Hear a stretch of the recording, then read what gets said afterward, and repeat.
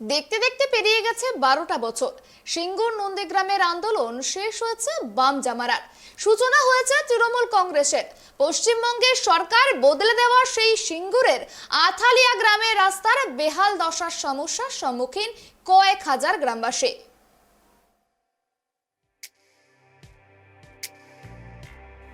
সিঙ্গুর 2 নম্বর গ্রাম পঞ্চায়েতের আথালিয়া গ্রামের রাস্তার বেহাল দশা। পিচ উঠে রাস্তার চারপাশে বেরিয়ে রয়েছে পাথর।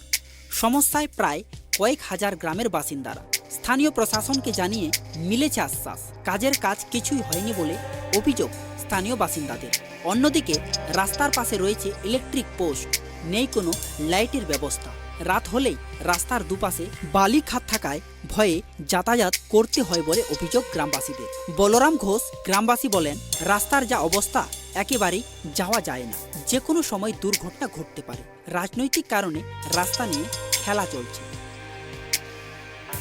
সমস্যা হয় রাস্তাঘাটে যাওয়া আসা, লোকজন সবাইরই অসুবিধা হয়। সবাই খারাপ কথাই বলে, যত লোক যায় বলে সব জায়গায় রাস্তা হয়ে গেছে, এখানে হয়নি। হ্যাঁ, এসব লোকেরা পড়ে গেলে কিছু থাকবে? আমি একদিন পড়ে যাচ্ছিল, ওই ভাঙনটার কাছে পড়ে যাচ্ছিল।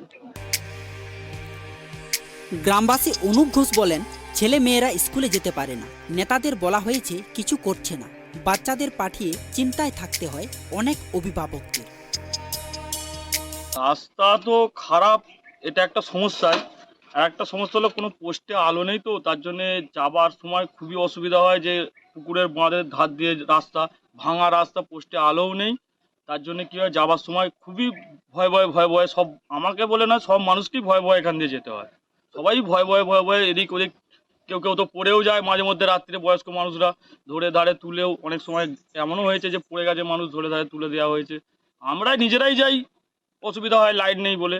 এবার লাইট তো নেই, তার উপর ভাঙা রাস্তা। কি চাইছেন আপনারা? চাইছি পোস্টে আলো হোক, রাস্তাটা ভালো হোক, এটা হলেই আমাদের সুবিধা হয়। বিজেপির মণ্ডল সভাপতি তারা ঘোষ বলেন, রাস্তা নিয়ে সমস্যা দীর্ঘদিন ধরে চলছে। পঞ্চায়েত ও বিডিওর কাছে ডেপুটেশন দিয়েছিলাম, কিন্তু আজ অবধি কোনো কাজ হয়নি। বিষয়ে বলে তো আমরা ফেড আপ হয়ে গেছি। আমাদের এই সিঙ্গুর 2 নম্বর পঞ্চায়েতের এই যে রাস্তাটা আমাদের জানিবের পেট্রোল পাম্প থেকে যাচ্ছে বাগডাঙ্গা চিনেমোর আনন্দনগর হয়ে আপনাদের পর্যন্ত, আমাদের ওই হরিশনগর পর্যন্ত, ঠিক আছে। এই রাস্তাটা টোটালটাই বেহাল দশা। এই রাস্তার জন্য আমরা দীর্ঘদিন প্রশাসনের কাছে জানিয়েছি, পঞ্চায়েতে বিডিও জানিয়েছি।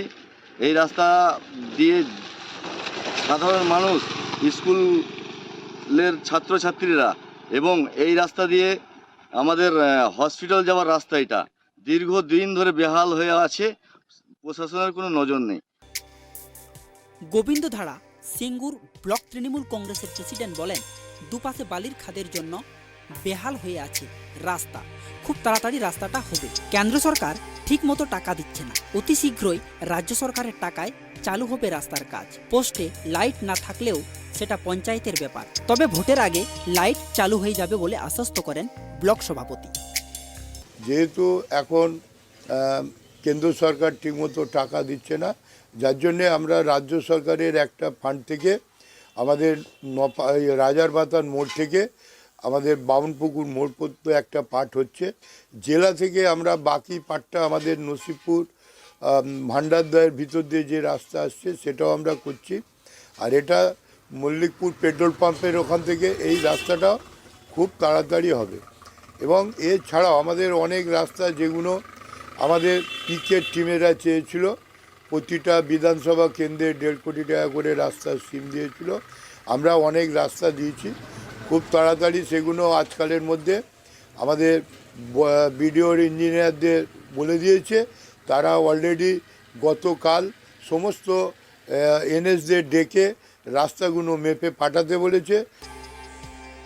গ্রামবাসীদের একাংশের মত, সরকার বদলে 12টা বছর পেরোলো, কিন্তু সরকার বদলেও বদলায়নি তাদের জীবনযাত্রা।